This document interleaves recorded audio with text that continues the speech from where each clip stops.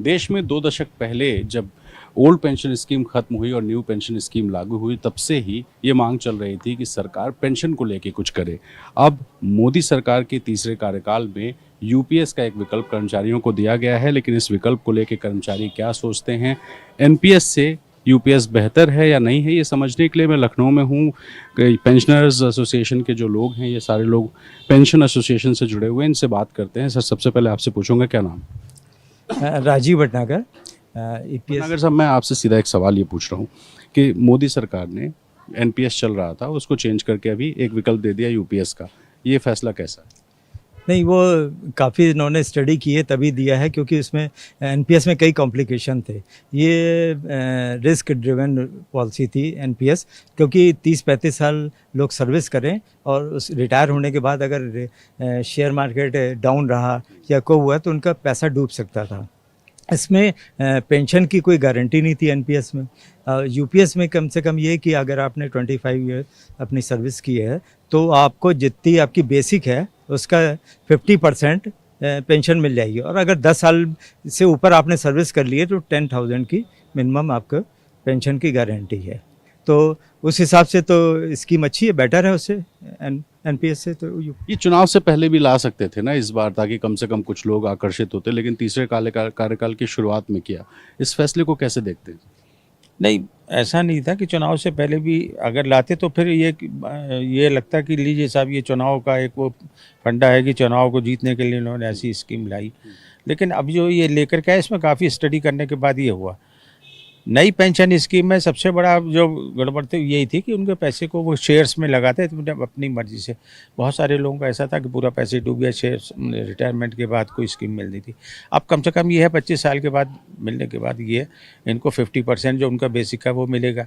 10 साल के बाद आपको मिनिमम उन्होंने 10,000 रुपये पेंशन रखी दी है, तो कुछ एक गारंटी हो गई है। पहले कोई गारंटी नहीं थी कि आपको कितनी पेंशन मिलेगी, कितनी नहीं मिलेगी।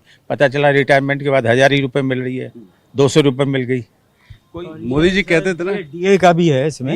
इसमें एनपीएस में तो कोई डीए वगैरह था नहीं, तो और दूसरा फैमिली पेंशन नहीं थी एनपीएस में।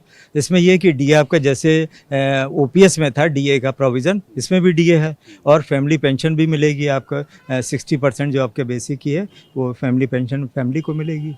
कितना बड़ा कदम है सर ये, सरकार कर्मचारियों को देखते हुए कितना बड़ा कदम? बहुत बड़ा कदम है, क्योंकि सरकार 2005 के बाद से किसी भी सिविल सर्विसेज या और भी समूह गा की भर्ती या खा की भर्ती कहीं भी पेंशन लागू नहीं थी।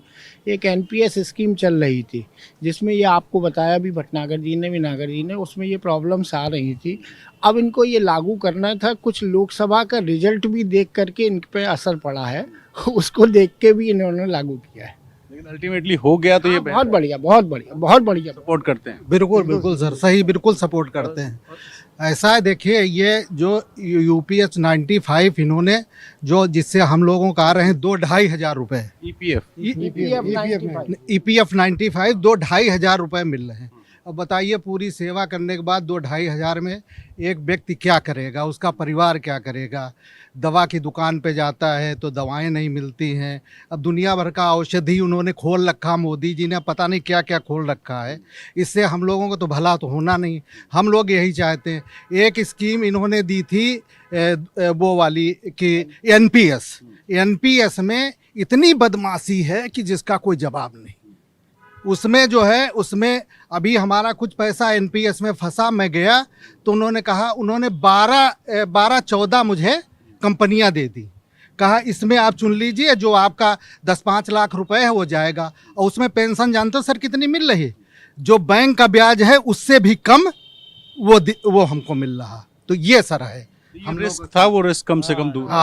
हाँ बिल्कुल सर, ये कर रहे हैं। बिल्कुल सपोर्ट कर रहे हैं, मिलना चाहिए हमको। और एक सर मेरा अनुरोध ये है, जैसे इन्होंने क्या किया था, सीनियर सिटीजन को ट्रेन में जो है 40% माफ़ किया था। कम से कम उससे भला हो जाता था आदमी का, मतलब जो है। अब उसको भी इन्होंने किनारे ख़त्म कर दिया है। मोदी जी का जन्मदिन है तो ऐसी मांग करेंगे क्या कि कम से कम कुछ और सहूलियत दे दें? जी हाँ, बिल्कुल करेंगे, क्यों नहीं करेंगे। हम लोग तो आश्वासन पे जी रहे हैं। आज 6 साल हो गया आश्वासन पे आश्वासन। मोदी जी से हम लोग मिले भी थे, लेकिन आश्वासन के अलावा हम लोगों को कुछ नहीं मिला। तो हम तो चाहते हैं कि हम लोग जो मिल गया ना, नहीं, ये देखो, ये जो इन्होंने दिया है ये सरकारी कर्मचारियों को दिया है, सरकारी पेंशनर्स को भी तो फायदा दिया है, लेकिन जो हम लोग पीएसयू वाले हैं, जो कॉरपोरेशन के, उनको आज तक केवल आश्वासन के अलावा कुछ नहीं मिला। जबकि हमारी डिमांड है कि 7,500 रुपये पेंशन प्लस डीए दिया जाए और पेंशनर्स को मुफ्त चिकित्सा सुविधा दी जाए। आज तक हम लोगों को गवर्नमेंट एम्प्लॉयज़ को सब दे रहे हैं। गवर्नमेंट के जो पेंशनर्स हैं उनको आपने मेडिकल फैसिलिटीज़ भी दे दी, उनको आपने पेंशन यूपीएस भी ला कर दे दिया, उनको फ़ायदा कर दिया। लेकिन ईपीएस 95 पेंशनर्स को जो हैं, हमारे जितने हैं एचएल वाले हों चाहे और कोई भी पीएसयू हैं, उनको आज तक आपने कोई सुविधा नहीं दी। आपके लोकसभा के इलेक्शन भी हो गए, लेकिन आश्वासन के अलावा आपने हमको आज तक कुछ नहीं दिया। तो हमारी तो गुजारिश यही है कि हमारा आप करें, क्योंकि ना हमारे पास पेंशन है, ना हमारे पास पेंशन इतनी है कि उसमें एक टाइम का 15 दिन का दूध भी नहीं आ सकता है।